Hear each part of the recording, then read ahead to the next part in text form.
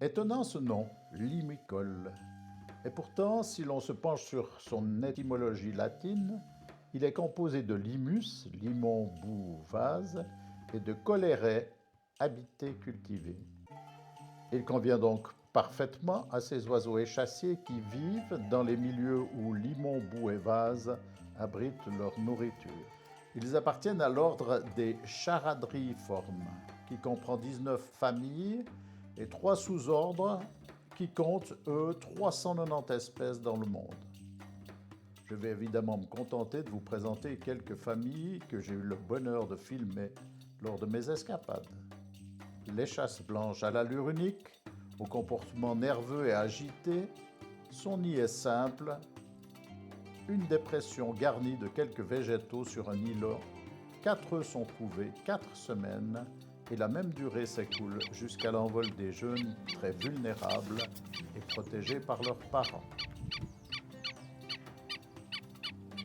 La plus élégante, la vossette, pourtant ce même qualificatif, et son long bec fin et retroussé qui lui permet de se nourrir en avançant dans l'eau peu profonde, en balançant la tête de droite à gauche et inversement.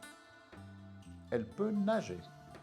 Chez les charadriidés, 11 genres pour 69 espèces, dont le bec est de petite taille, on trouve notamment le vanneau huppé, au voltige acrobatique et aux cris si caractéristiques. Il est unique avec son attitude très fière et sa huppe et plumes aux reflets métalliques. Le pluvier argenté, visible sur les plages au moment de la migration, sa tête est ronde avec un gros œil noir et un petit bec noir. Son dos est sombre. Le plumage nuptial, gorge, poitrine et ventre noirs, s'observe au printemps. Le grand gravelot se déplace en courant de manière saccadée. Son plumage nuptial est garni d'un large collier, d'un front et d'un masque noir. Son bec est alors orange avec une pointe noire. Une toute petite boule de plume courant à grande vitesse sur le sable au bord de l'eau.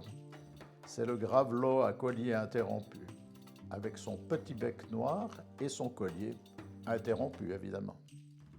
Il est migrateur, mais niche autour de la Méditerranée, à même le sol, couvert de coquillages morts. Migrateur, le combattant varié a un plumage à l'aspect maillé sur le dos. Il a un cou un peu long et des pattes vert jaunâtres à orangé. Il est silencieux, même à l'envol.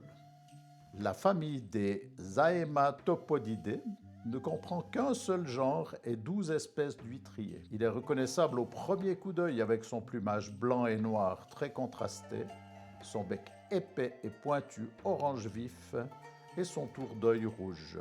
C'est l'huîtrier pie. On l'appelle aussi la pie des mers. Enfin, la famille des Scolopacidés, des oiseaux de taille petite à moyenne, avec un long bec et de longues pattes majoritairement migrateurs.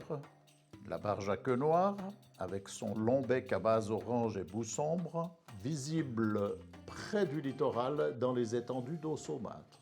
La mimétique et craintive bécassine des marais et son très long bec à pointe sombre, qui adore les milieux humides, vaseux et peu profonds.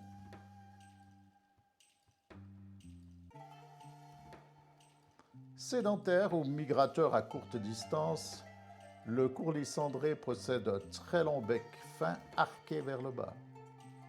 Il fréquente les marais et cultures et se distingue par son chant flûté.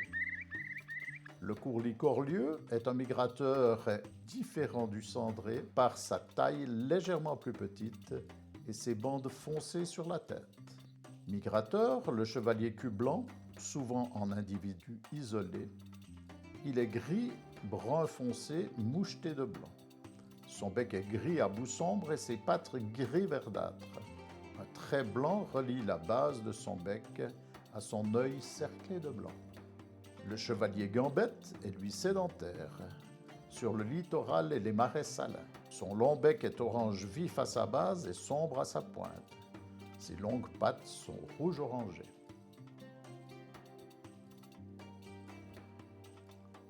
Le chevalier arlequin lui ressemble, mais il possède un dos gris et non brun.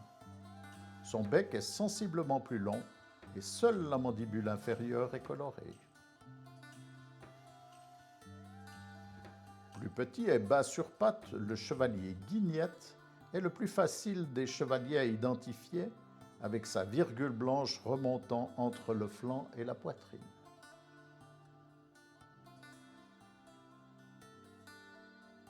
Fouillant dans les algues ou les plages caillouteuses, le tourne-pierre à collier se distingue par son dos moucheté, sa poitrine et son ventre blanc, et par la bande sombre qui marque le collier.